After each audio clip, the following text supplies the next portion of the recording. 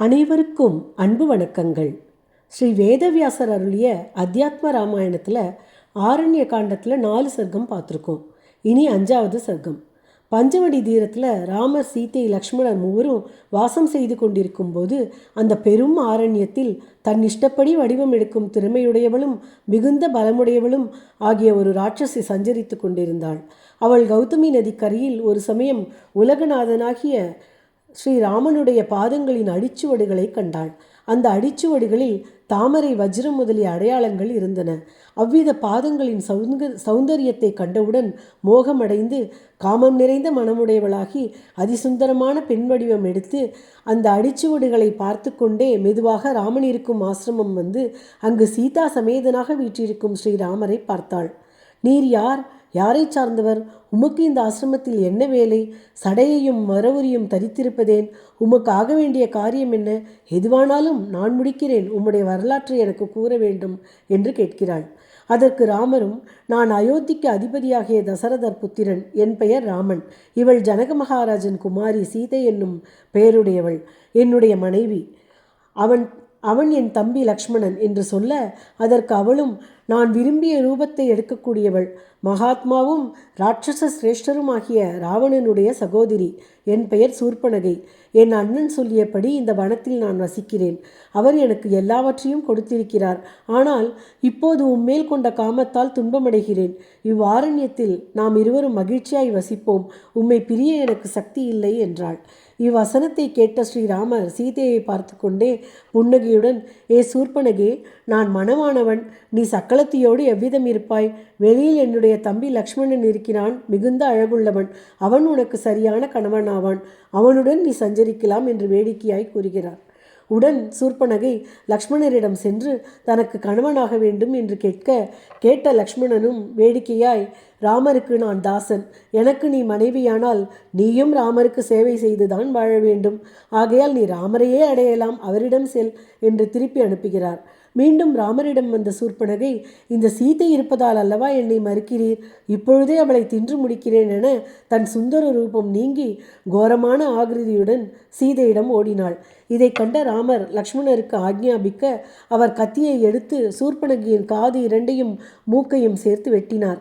அவ்வரக்கி இரத்தம் தோய்ந்த சரீரத்தோடு பயங்கரமான சத்தமிட்டு கதறிக்கொண்டு தனது மற்றொரு அண்ணன் கரணிடம் நடந்தவற்றை சொல்ல, அவன் தூஷணன், திரிசிரன் ஆகியோருடன் இராட்சச சைனியங்களுடன் ராமர் இருக்கும் இடம் நோக்கி சென்றனர். அக்கொடிய இராட்சசர்களின் சத்தத்தை கேட்ட ராமன் லக்ஷ்மணரை சீதையை அழைத்து கொண்டு குகையில் போய் இருக்கச் சொல்கிறார்.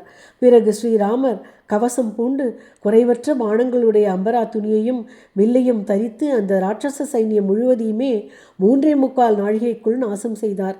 பிறகு சீதாதேவி ராமரின் சரீரத்தில் ஆயுதங்களால் உண்டான காயங்களுக்கு மருந்திட மூவரும் சுகமாய் பர்ணசாலையில் இருந்தனர்.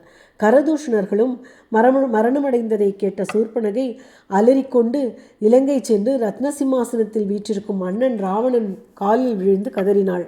உனக்கு இந்த நிலை ஏற்படுத்தியது யாராயிருந்தாலும் அவனை நான் கணத்தில் சாம்பலாகச் செய்வேன் என்று ராவணன் சொல்ல, சூர்பனகை, அண்ணா, நீ மிகுதியான மதம் கொண்டவன், மூட புத்தியுடையவன்.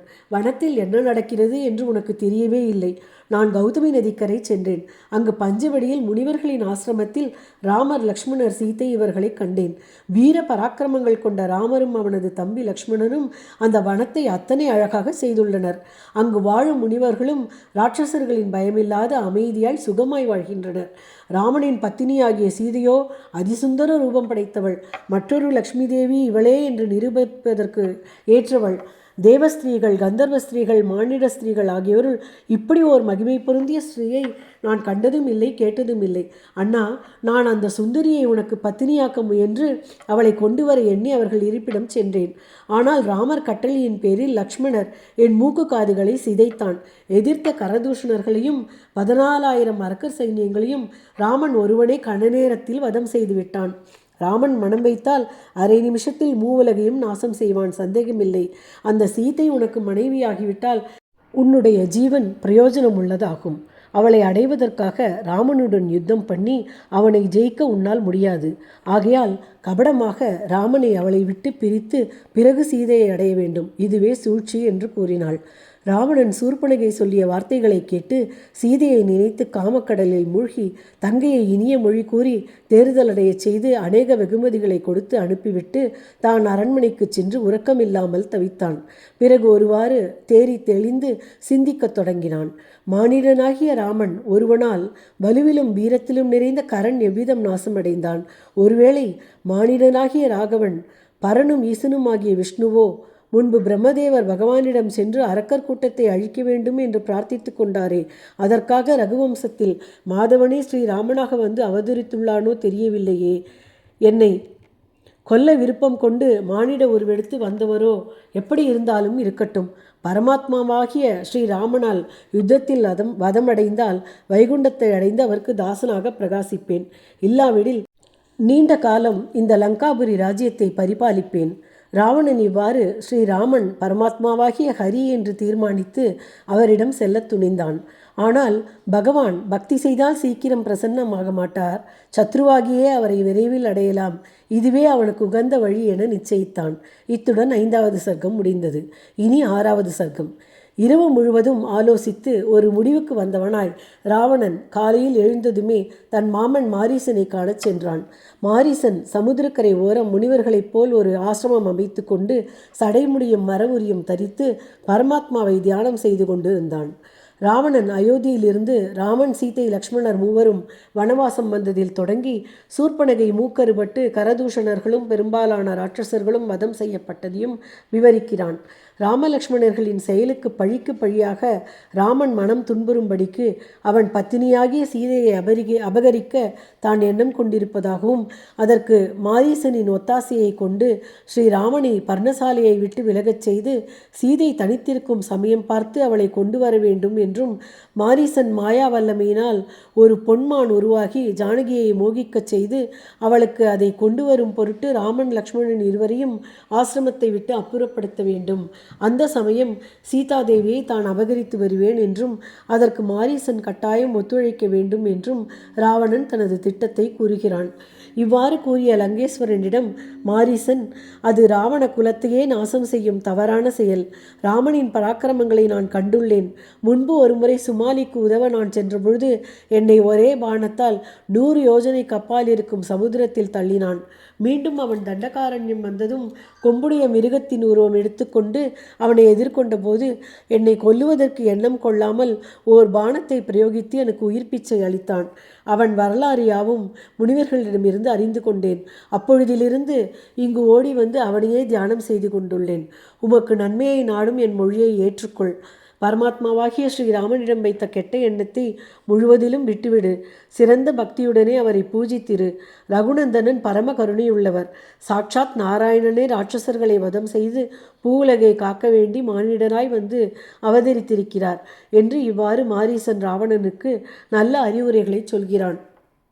ஆனால் ராவணன், ராமர் நாராயணின் அவதாரம் என்றால் என்னை கொல்வது நிச்சயம். எனவே நான் மகாவீரனாக ராமனுடன் யுத்தம் செய்து ரணகளத்தில் மாழ்வேனாகில் பரமபதம் செல்லப்போகிறேன், அல்லது ராமனை கொன்று சீதையை பெறுவேன். ஆகையால் என் முடிவில் எந்த ஒரு மாற்றமும் இல்லை. நீர் இதற்கு சம்மதிக்கவில்லை என்றால் இப்பொழுதே இந்த கத்திக்கு இரையாக்குவேன் என்றார். மாரீசன் தனக்குள் ஆலோசித்தான். துஷ்டபுத்தியுடைய ராவணன் கையால் மரணமடைந்தால் தனக்கு நரகம் கிடைப்பது நிச்சயம். அதற்கு பதில் மானுருவத்தை எடுத்து கானகம் சென்று ஸ்ரீராமனால் விடப்பட்ட பானம் வந்து நம்மை கொன்றால் கரையேறி மோட்சம் வீட்டை அடைவது நிச்சயம் என்று தனக்குள் தீர்மானித்து கொண்டு உம்முடைய ஆகியப்படியே செய்கிறேன் என்று உரைத்து பஞ்சவடியில் உள்ள ஸ்ரீராமன் ஆசிரமம் சென்றான். அவ்விடம் சென்று சுத்தமான ஸ்வர்ணம் போன்ற காந்தியையும் அழகான வெள்ளிமயமான புள்ளிகளையும் ரத்னமயமான கொம்புகளையும் மணிமயமான குழம்புகளையும் இந்திர நீலம் போன்ற கண்களையும் மின்னல் போன்ற ஒளியையும் மிகச் சுந்தரமான முகத்தையும் பார்ப்பவர்கள் மனதை அபகரிக்கத்தக்க எவ்வனமும் ஒரு மானின் உருவத்தை எடுத்துக்கொண்டு சீதையின் கண்ணில் படும்படி கனநேரம் ஓடுவான், கனப்பொழுது நிற்பான், சீதை அருகில் வருவான், திரும்பி பயத்துடன் ஓடுவான். இப்படி மாரீசன் அந்த வனத்தில் சஞ்சாரம் செய்தான். இத்துடன் 6வது சர்க்கம் முடிந்தது. இனி 7வது சர்க்கம். பஞ்சவடி ஆசிரமத்தில் மாரீசன் மாயமானாக இப்படி சஞ்சரித்து கொண்டிருக்க ராவணனுடைய பிரபாவம் அனைத்தையும் அறிந்து ராமர் சீதையை தனிமையில் பார்த்து கூறுகிறார். ஜானகி, ராவணன் துறவி வேடம் பூண்டு உன் அருகில் வரப்போகிறான். ஆகையால் நீ உனது நிழலுருவை ஆசிரமத்தில் வைத்துவிட்டு 1 வருஷம் வரையில் அக்னியில் பிரவேசம் செய். ராவணவதம் முடிந்த பிறகு முன்போல் என்னை வந்து அடையலாம் என்று உத்தரவளித்தார். சீதாதேவியும் ராமச்சந்திரர் உத்தரவுப்படி தன் சாயையில் அமைந்த மாயா சீத்தையை ஆசிரமத்தில் வைத்துவிட்டு தான் அக்னியில் மறைந்திருந்தாள். அப்போது மாயா சீத்தை மாயமானை பார்த்து அதனிடத்தில் பிரியம் வைத்து மந்தகாசத்துடன் ராமனிடம் வந்து அந்த விசித்திரமான வெள்ளை புள்ளிகளால் நிறைந்து ஸ்வர்ணச்சாயலோடு கூடிய இந்த மானை நான் விளையாடுவதற்காக பிடித்து தர வேண்டும் என்று கெஞ்சினாள். இதை கேட்ட ரகுநந்தன் சீதையின் வேண்டுகோளுக்கு இணங்கி அவ்விதமே பிடித்து தருகிறேன் என்று கூறி வில்லை எடுத்துக்கொண்டு செல்லும்போது லக்ஷ்மணனை பார்த்து, என் பிராணனை விட பிரீத்தியுடைய சீதையை பிரயத்தனத்துடன் காப்பாற்று. இவ்வாரண்யத்தில் பயங்கரமான ரூபமுடைய மாயாவிகளாகிய ராட்சசர்கள் அநேகர் இருக்கின்றனர். ஆகையால் நீ இங்கு கவனமாக இரு என்று சொன்னார். அப்போது லக்ஷ்மணர் ராமனை பார்த்து, இது மானல்ல, மாரீச்சனே மாயமானாக வந்திருக்கிறான், சந்தேகமே இல்லை என்றார். ராமர் அதற்கு, இவன் மாரீச்சனாகில் கொள்கிறேன், மிருகமாகவே இருந்தால் சீதை விளையாடுவதற்கு கொண்டு வருகிறேன் என்று சொல்லி மானை நோக்கி சென்றார். ராமர் மானை சமீபித்ததும் அந்த மாயமானான மாரீசன் ஓடியும் மறைந்தும் ஸ்ரீராமனை வெகு தூரம் இழுத்துச் சென்றான். பிறகு அவனை ராட்சசன் என்று அறிந்து பானத்தை எடுத்து மிருகரூபம் உள்ள மாரீச்சனை அடித்தார். அடிப்பட்டதும், லக்ஷ்மணா, நான் ஹதமாகிவிட்டேன், என்னை விரைவாக வந்து காக்க வேண்டும் என்று ராமன் கூவியது போல் கூவி பூமியில் விழுந்தான். பூமியில் விழுந்த அந்த மாரீச்சனுடைய சரீரத்திலிருந்து ஒரு தேஜஸ் உண்டாயிற்று. தேவர் முதல் யாவரும் பார்த்து கொண்டிருக்கும் போதே அந்த தேஜஸ் ஸ்ரீராமனிடம் வந்தடைந்தது. அப்பொழுது தேவர்கள் முனிவர்களை இம்சித்த இந்த பாதகன் எந்த காரியத்தை செய்து இப்படி முக்தி அடைந்தான் என்று வியக்க, முன்பு தடாகை வதத்தின் போது ராமபாணத்தால் அடிபட்டு பயத்தால் வீடு பொருள் யாவற்றையும் விட்டு ஹிருதயத்தில் எப்போதும் ராமநாமத்தையே தியானம் செய்து தன் பாவங்கள் யாவற்றையும் போக்கிக் கொண்டதே அதற்கு காரணமாக இருக்கும் என்று உணர்ந்தனர். ரகுவீரன் மாரீச்சன் மரணமடையும் போது, ஓ லக்ஷ்மணா என்று தான் கூப்பிட்டது போல் கூவியதை கேட்டு சீதை பதட்டமடைவாளோ என்று கவலை கொண்டு வெகு தூரம் வந்துவிட்டோமே, விரைவாக திரும்பிச் செல்லலாம் என கிளம்புகிறார். ஆசிரமத்தில் சீதை ராமர் பயந்தபடியே மாரீசன் கூவியதை கேட்டு கலக்கமுற்று லக்ஷ்மணரை உடனே போகும்படி சொல்கிறாள். ஆனால் லக்ஷ்மணர் சீதாதேவியை பார்த்து, அம்மா, இது ராமருடைய வார்த்தை அல்ல, ஸ்ரீராமர் மூவுலகையும் கணப்பொழுதில் நாசம் செய்ய வல்லவர் என்று மறுக்க, சீத்தை கண்ணீர் வடியும் கண்ணினளாய் லக்ஷ்மணனை பார்த்து கோபம் கொண்டு, ராமருக்கு ஆபத்துண்டாக விரும்புகிறாயா? ராமரசம் அடைந்த பின் என்னை அபகரிக்க நினைக்கிறாயா? இப்பொழுதே நான் பிராணனை விடுகிறேன் என்று தலையில் அடித்து கொண்டு கதறினாள். இக்கொடிய வார்த்தைகளை கேட்டு சகியாத லக்ஷ்மணன் ராமராம என்று கூறி தன் இரு கரங்களால் செவிகளை பொத்தி கொண்டு மிகவும் துக்கமடைந்து சீதை இருந்த திசையை பார்த்து, நீர் கோபாவேசம் கொண்டு அடாத வார்த்தைகளை பேசுவது தகாது, அதன் பலன் பின்னால் தெரியும் என்று கூறி ஜனககுமாரியை வனதேவதைகளிடம் ஒப்புவித்து மிக்க வருத்தமுற்று ஸ்ரீராமரை காணச் சென்றார். லக்ஷ்மணர் ஸ்ரீராமனிடம் சென்றபின் சீதை தனியாக ஆசிரமத்தில் இருந்தாள். ராவணன் இதுதான் சமயம் என ஒரு துறவி வேடம் பூண்டு கமண்டலதாரியாய் சீதை பக்கம் வந்தான். ராவண சந்நியாசியை சீத்தை பார்த்து அவர் ஒரு முனிவர் என்றே எண்ணி நமஸ்கரித்து உண்பதற்கு பழங்களை தர, கபட சந்நியாசி ராவணனும் சீதையை பார்த்து, நீ யார்? ராட்சசர் சூழ்ந்த இந்த வனத்தில் ஏன் வாசம் செய்கிறாய் என கேட்டான்.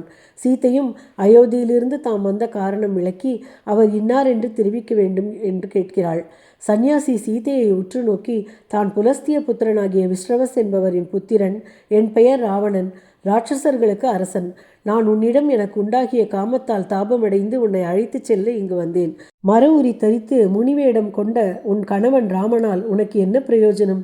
நீ என்னுடன் வந்து சேர், சகல போகங்களையும் அனுபவிக்கலாம் என்று மிகவும் வினயத்துடன் கேட்டுக்கொண்டான். இந்த அகங்கார வார்த்தைகளை கேட்ட மாயா சீதை பயந்து அரக்கனை நோக்கி, துஷ்டா, நீ விஷ்ணு மனைவியாகிய லக்ஷ்மியையோ அபகரிக்க வந்தாய்?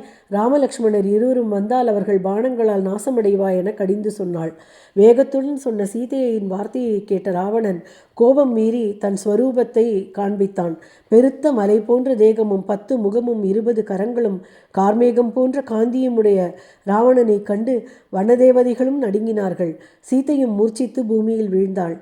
ராவணன் தன் நகங்களால் பூமியை கீறி மண்ணோடு சீதையை எடுத்து தன் தேரின் மீது வைத்து கொண்டு ஆகாய மார்க்கமாகச் சென்றான்.